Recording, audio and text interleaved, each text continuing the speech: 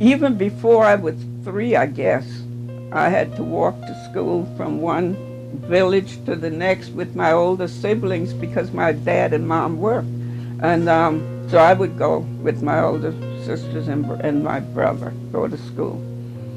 And it was just one room, so I was learning. As the teacher taught them, I was picking up things, right? And I got to like school because it wasn't punishment, it was learning, right? It was, and the one teacher taught all the grades in that one room. So you got all kinds of math or whatever. Oh yeah, you know what. So I was very intrigued with acquiring an education, and I pursued it from that day to this. Then that school only went to 4th grade. When you got promoted to 5th grade, you had to come into Georgetown to go to school. There was a ferry boat that went across the river from Georgetown to Hobcar. On Monday mornings, my father, he would drive us to the landing where the ferry boat was. We got on the ferry boat, came across the river, and you know where East Bay Park, the boat, that ferry came into that part of Georgetown. Somewhere down there was a dock, right? And my grandmother, that's when my parents bought the house in Georgetown, when they knew they had to send us to Georgetown to go to school. So they put my father's mother in the house to take care of us from Monday morning till Friday afternoon. But she lived in the house, it was her home, right? So on Friday afternoon after school, we'd go on that ferry boat and go back to our parents. All 4 of us girls be on that ferry boat. My mother put on our head a red beret. All of us. And we were like a little army. Everybody saw us with these red berets coming into town, going to school, putting on their red beret, going back on the ferry, going to school. At 11th grade, graduation time, the school, the principal, and I guess a committee, I don't know, checked to see who has the highest grade level. And there was Golden Generette, who was from a black family, but her father was a white man, because the white man used to do all kinds of things, right? And so she was light-skinned, long hair. Albert Poinsett, and Albert Poinsett's father was white, and his father's name was Poinsett, so they even carried their father's name.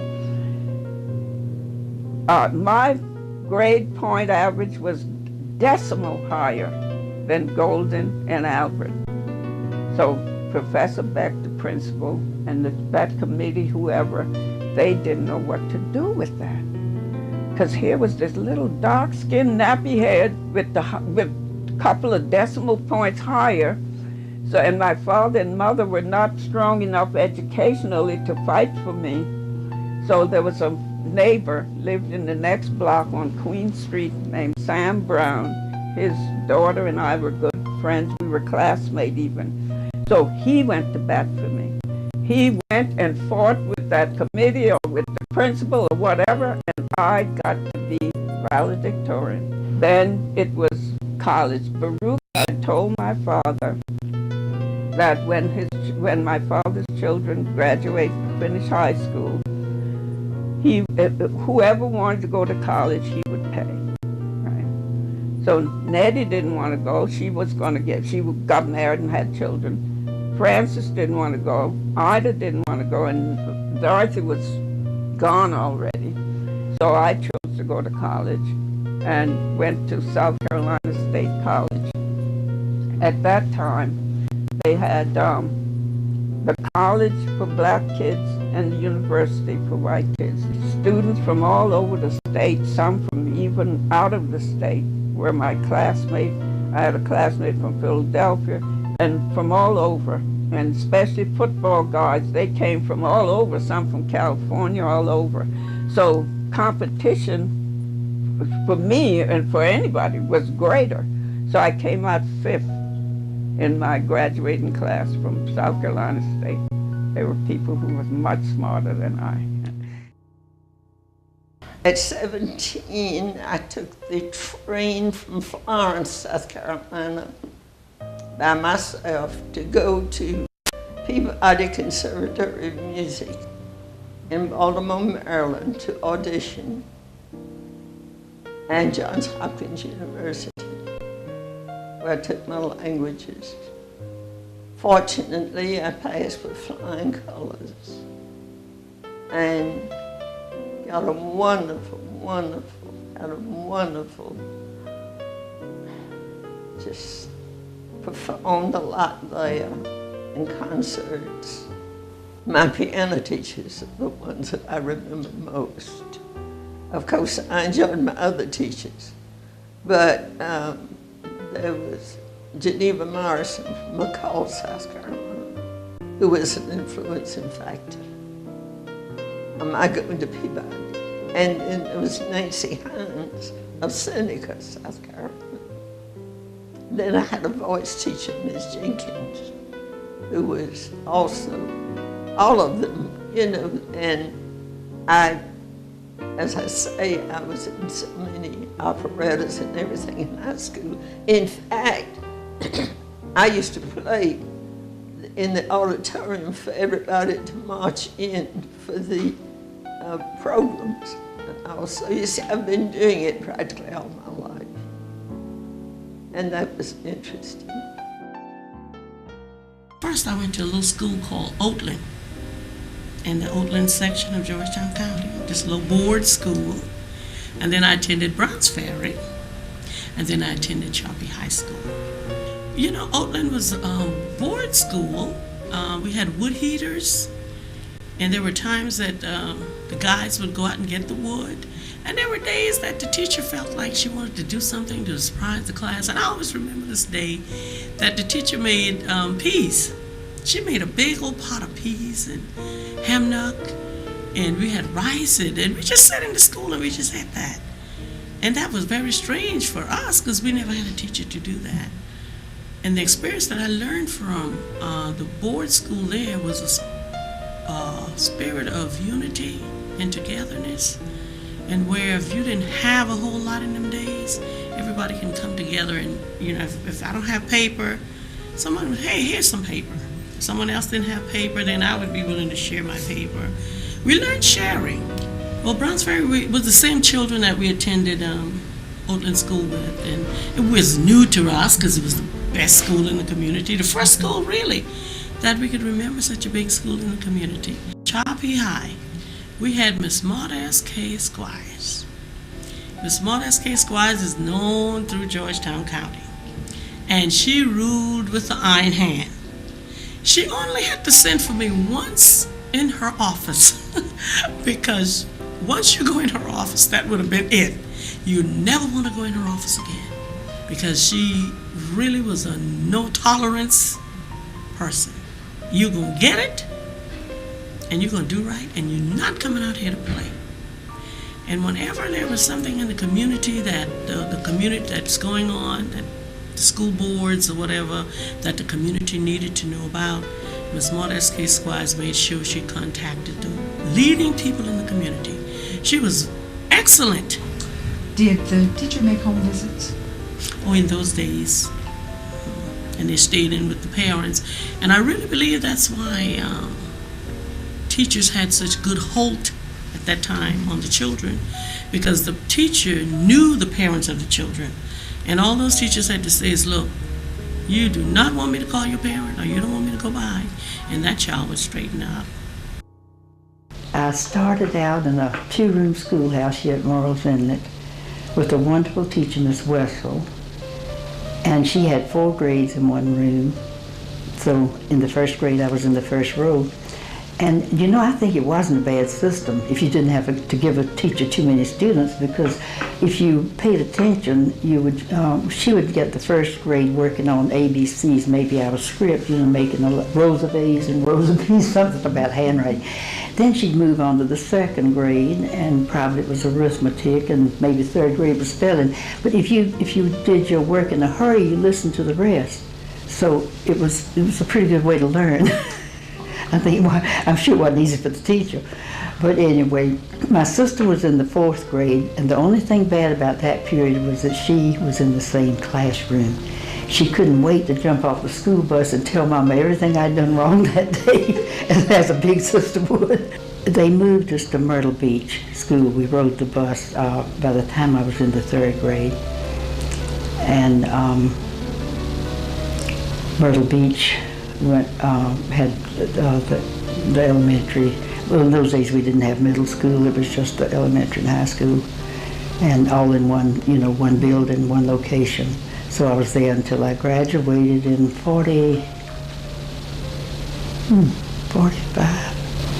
I cut school one time, shortly before graduation, with 3 other girls, and we went to Conway. We were going to have a ball game with Conway that night.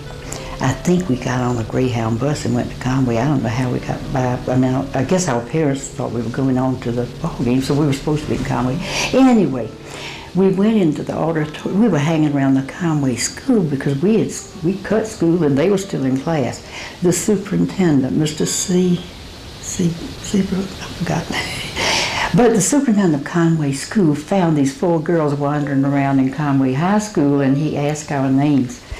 And the first girl he asked didn't give her name. She gave the name of the smartest girl in our class. So the other 3 followed suit.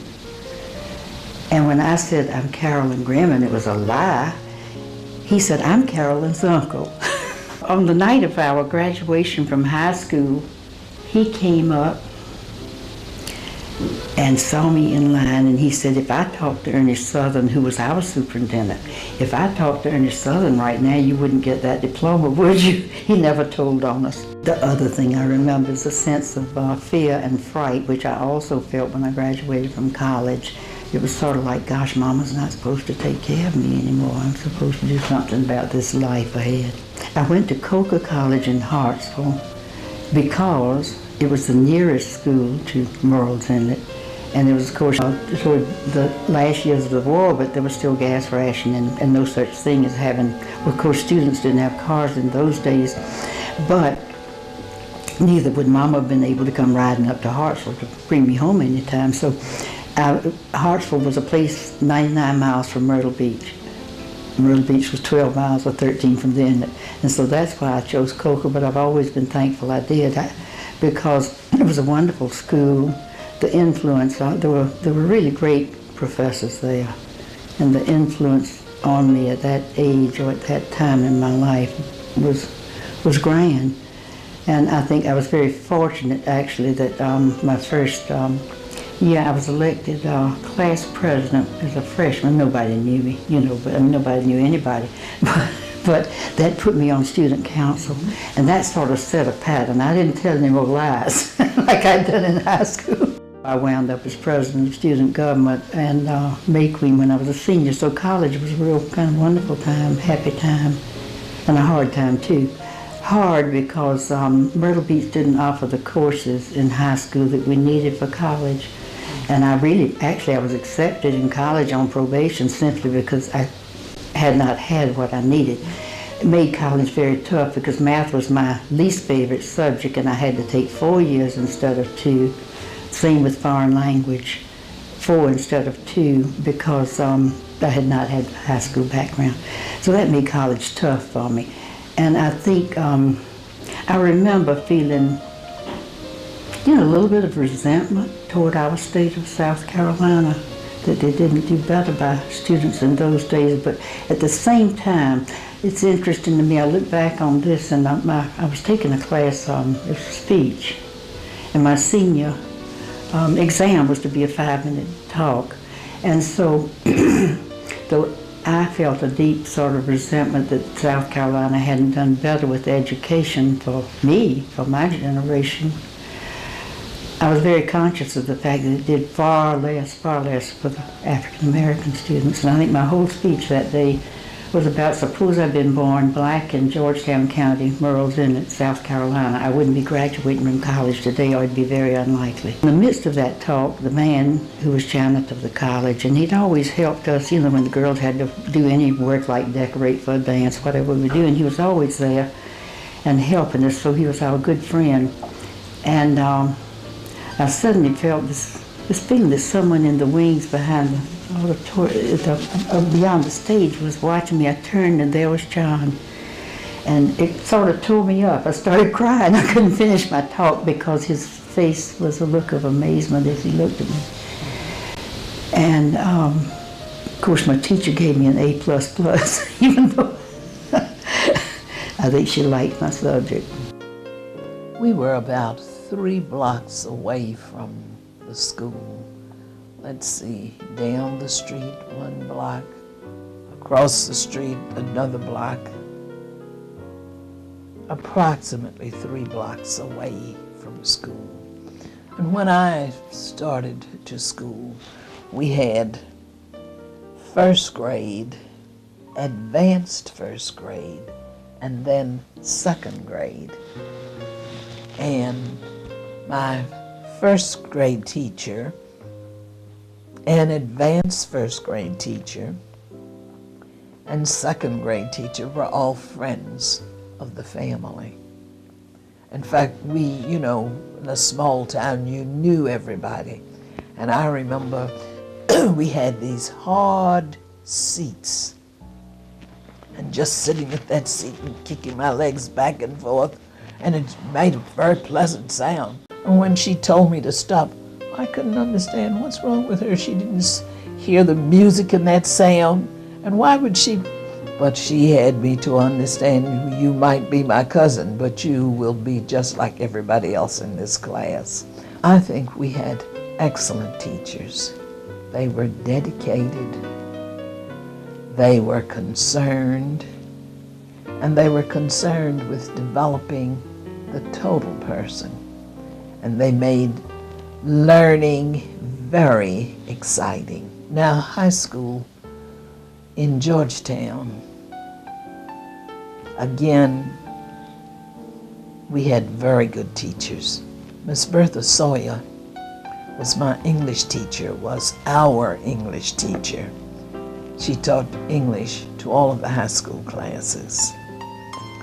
And Professor Howard, if I remember correctly, taught the math. But Ms. Sawyer made you love learning and challenged you and disciplined you. And I immensely enjoyed her classes. But when I was about the 10th grade, when I was 15, Papa took me out of the school here and sent me to Morris College. Now, Morris College had a high school department and the college department. Papa moved me because my stepmother was not all sweetness and light, but neither was I. And he sent me first, and then the next year he sent all of us, the 4 of us, away to boarding school. And I finished high school at Morris and went back the next year as a freshman in college. The school here was very good. The instruction was good. The teachers were good. And it was very different at Morris College in a boarding school. And I enjoyed it, though. I enjoyed it. I learned to love Morris College with a purple passion. All of life was lived right there on the campus. You had a roommate. You had I think we had chapel every day. And in addition to that, on Wednesday nights we had prayer meeting. And it was a great thing to try to get out of going to prayer meeting. And when the time would come for prayer meeting, the Dean of Women would take us over to the chapel building for prayer meeting. but she would always check to see who was there and who was not there. And it was great fun to hide under the bed, to hide in the closet, and to hide away from her. That was fun for us. But we were exasperating, I know, because she knew where to look for you, and very seldom did you get away with that. In the evenings after dinner, the Dean of Women for our building would stay over until the kitchen and dining room were all put, to right. And before she would get over there, in our reception room, we had a large reception room, somebody would be playing the piano and we would have great fun dancing. Now, you were not supposed to dance at a Baptist school at that time. And we would just be dancing, and someone would be standing at the door to watch her, and she's coming, here she comes, here she comes. And by the time she got there, we'd be sitting around talking to each other, sitting around singing. But she knew that we had been dancing. I went to Washington to visit my aunt, my father's sister, Octavia, and her family. And while I was there, my cousin, Theopa, suggested that I might try to see if I could get an NYA scholarship, because that was in the years of the Depression. And I did make application for an NYA scholarship and got a scholarship to Howard. So I stayed in Washington and enrolled at Howard to major in history.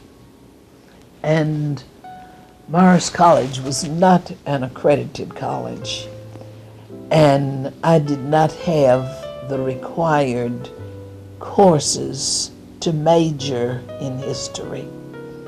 So for the first year that I was at Howard, I took the courses at the undergraduate level that I should have had in order to be accepted as a history major. So from that moment on, my second home was a congressional library. And I was in the Depression, and I didn't have the money to buy my books.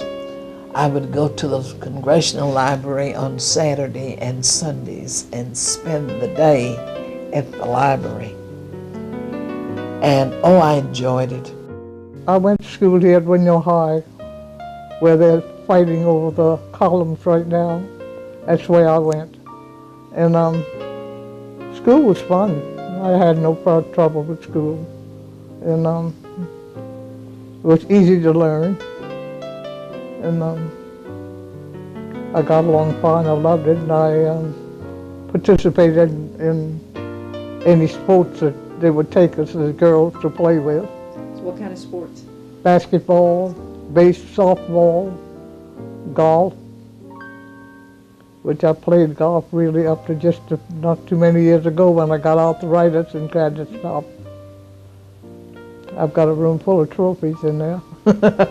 We played Andrews and Pleasant Hill and Conway and teams that were nearby. We didn't do too much traveling in those days. There was Mr. Bynum, William C. Bynum, and his wife. I forgot her name. What was her name? And I had a Mrs. Hess. And I had Fanny Wessinger. And I had, let me see who else. Well, I had a lot of teachers. I'm trying to think now. Minnie Condon. I couldn't say one was any better than the other. They were all great. And I didn't mind going to school a bit. It was easy to learn. And they were all smart. I went to school in a 2-room country schoolhouse where we had the most wonderful teachers. A Mrs. Lily Dawkins, whose husband was a doctor there in the city of Union, which is about 10 miles from Jonesville. We had good teachers who were very dedicated, who made us learn even when we didn't want to learn, but we had to learn because of Mother and Dad. I left that 2-room schoolhouse and went to the city the school in Jonesville, which was called the Jonesville Graded School. And I believe my certificate said I finished the 8th grade there in 1938. And in 1941, I graduated from the Sims High School in Union, South Carolina, where Professor A.A. Sims was principal. And at that time, we did not have the 12th grade. I think that was the last year without the 12th grade. I left Union, went to Tuskegee in 1941, graduated in 1945 with a Bachelor of Science degree in Home Economics Education. Because my husband had been drafted at that time into the Marine Corps, I stayed at Tuskegee, went to grad school, and received my master's in Home Economics Education in 1947. And before leaving for the Marine Corps, he was a teacher at Tuskegee. In fact, he taught me physics, laboratory physics. My aunt, the one who was married to Joshua John Waller, was a teacher, a one-room schoolhouse through the first and second, from the first through the 7th grades. And that's now the building that's called the Community Restaurant or whatever. And went from there from 7th grade to Minnie High School. And my aunt taught all those children, all those grades until I guess I was about 3rd or 4th grade. Then her daughter, Betty Ward, joined and taught 3 of the grades. And how my aunt ever survived, I'll never know. How many teachers could you get today to do that in a one-room schoolhouse without going insane? Can't you picture it? And of course, my parents put the fear of God into us. Don't create problems or you will have more problems when you get home. But that was grammar school then. And that was pre-World War II and and as World War II started. In 5th grade, and of course, you know, the schools were separate. And every now and then, the white fathers wanted to see what was happening in the black schools. And of course, you didn't call them black then, they were colored. And I recall that Professor Beck I must have had a good memory, because he brought a long poem here and asked my parents if they would let me learn it. And it was the Revolutionary War. And I was in 5th grade then, and I remember the first part of it, 1775, the Minutemen made the British run away from the skirmish at Lexington, 1770, and it took it on the Revolutionary War. And I remember that program was at Bethesda Baptist Church.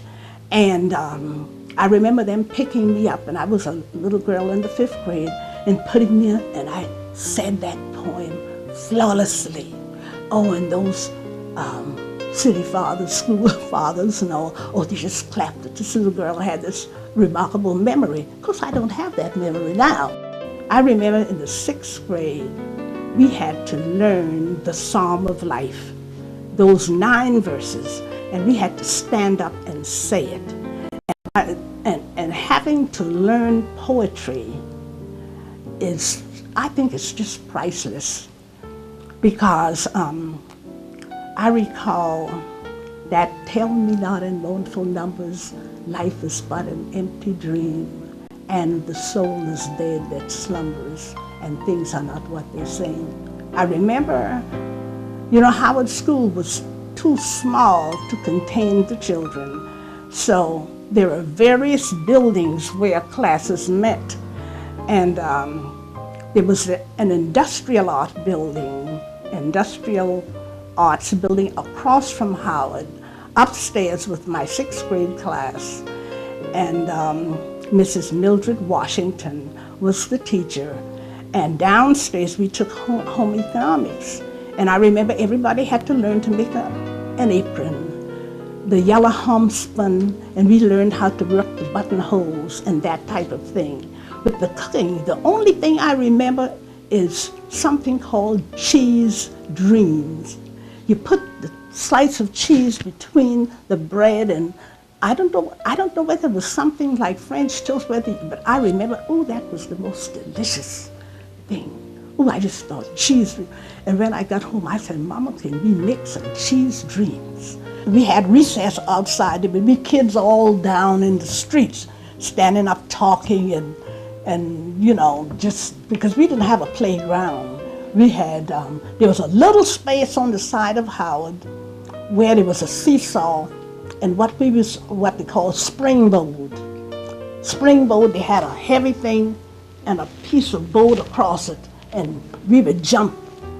You had a partner, and you would jump, and it's a good Lord just happened to we didn't fall and break a leg, because we would jump on that springboard. That was one of the things we played, and then there was a seesaw later on. But when recess, we had two recesses, little recess and big recess. Little recess was about 15 minutes, just allowed you to, and they had one big restroom, toilet, which was always smelly. The boys were on one side and the girls were on this side. And it gave you enough time, and they had some water, a spigot on the left side, which the boys usually drank out of, and a spigot on the right side for the boys and the other side of girls. And it just gave you enough time to, if you had to go to the restroom and drink some water. And Professor Beck would call somebody to ring the bell, and he'd ring it out, ding, ding, ding, ding. And you, 2 times. The first time, everybody's supposed to stop what you're doing. Just stand there, don't even move. That taught discipline. You had to stop there. And Professor Beck used to carry a lot of keys.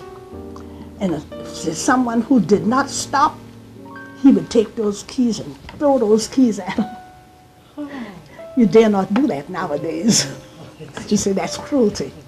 And then he'd make you bring the keys to him. And when you brought the keys to him, he'd take his knuckle. He said, didn't I tell you to, didn't you hear that bell? But we learned, now boys usually did that. I've never seen them do that to girls. And they ring the second bell. Everybody goes and line up where your class line, all the 4th grades. I remember in 4th grade, I was in Miss Ella Beck's room. Our room was in Old Howard on the left side. And I remember, that was Professor Beck's wife. She was a nice, sweet, kind lady. We always said she was too kind for him. But we would line up, all of the grades would line up. And then that bell had a little, what we call it, the tick. And then they'd tick that bell, and all the classes would march in. And you'd march in and you go in your class, and we sat there until lessons were started. On commencement Sunday, all of the children met up there at Howard. We got new clothes. Of course, my mama made all of our clothes. And a lot of folk got new shoes for commencement Sunday. Kids would ask, what you gonna wear for commencement Sunday? And they would assemble up there, and they would you would march, all the grades together would march, and we'd march to one of the bigger churches, Bethel of Bethesda, and we had commencement service. Now this was a way, folk used to say that was a way Professor Beck let the folk know what was happening, what we were doing. And then it helped the merchants out, because people would try to buy clothing, new clothing for their children to wear on commencement Sunday. And we would march, and it would be hot. And you'd just be perspiring, and the kids would be all packed in there together for commencement Sunday. But commencement Sunday was a big Sunday. My brother, the oldest of all, he was the only one of my parents' children who did not receive a college education. Because we lived so near it's Wynyard Bay down there behind the post office, he became enamored with boats and ships, and he became a merchant seaman. I remember my mom did not want him to go, but my father consented and let him go with someone that he knew. My brother Joe finished Allen, and he didn't want to teach school, so he went to New York, so he became a pharmacist. And he worked for someone else for a while. He had his own drugstore. Then there was my sister Sara. She was salutatorian of her class in high school and also salutatorian of her class at South Carolina State. And then the next sister, Miriam, she was valedictorian of her class in high school. She went to, Meharry and took nursing. She was a public health nurse in Nashville, Tennessee, and I was the third. And I was neither valedictorian or salutatorian, but my average happened to have been third. And of course, they only gave it to two. And I went to South Carolina State College, and I received a bachelor's there in 1940, and I was married in 1943, and I had 3 children. I went, I think after I had my children, I started taking extensions here, and I went to summer school a few times, and I got a master's degree from South Carolina State in elementary ed in 51, I think it was.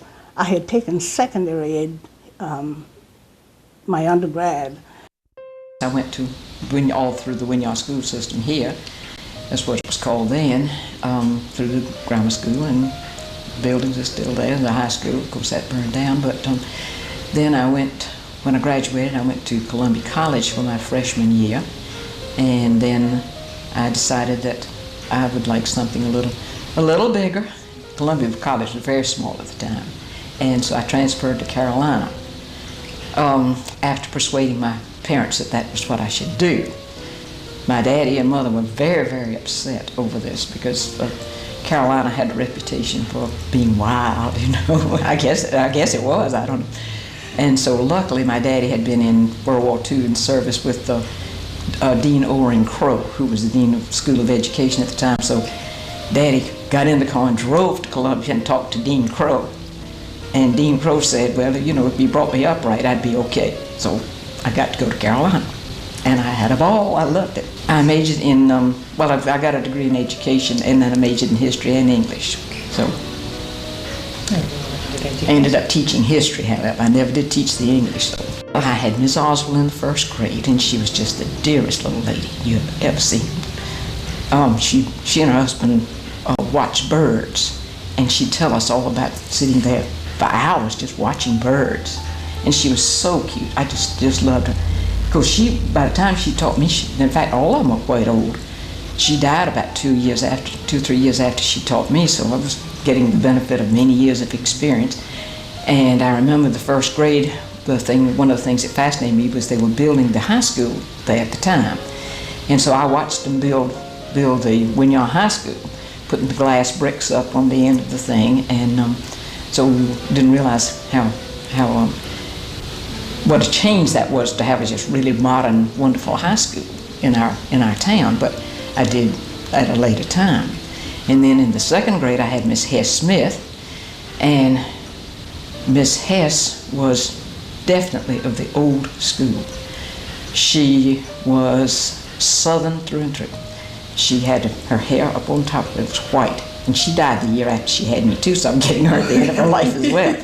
I don't know whether I drove them to that or what, but, and then she always wore a little high lace thing with the little ribbon and the black cameo and the long gray dress, and she was Southern through and through.